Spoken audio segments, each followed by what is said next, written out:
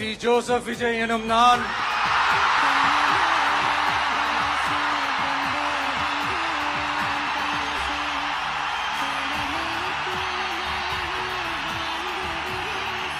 சட்டப்படி அமைக்கப்பெற்ற இந்திய அரசியல் அமைப்பின்பால் உண்மையான நம்பிக்கையும் மாறா பற்றும் கொண்டிருப்பேன் என்றும் இந்திய நாட்டின் ஒப்பில்லாத முழு முதல் ஆட்சியையும் ஒருமையையும் நிலைநிறுத்துவேன் என்றும் தமிழ்நாட்டு அரசின் முதலமைச்சராக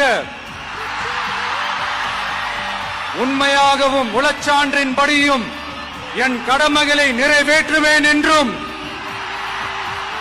அரசியல் அமைப்பிற்கும் சட்டத்திற்கும் இணங்க அச்சமும் ஒருதலை சார்பும் இன்றி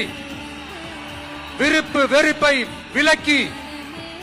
பலதரப்பட்ட மக்கள் அனைவருக்கும் நேர்மையானதை செய்வேன் என்றும் ஆண்டவன் மீது ஆணையிட்டு உறுதிமொழிகிறேன்.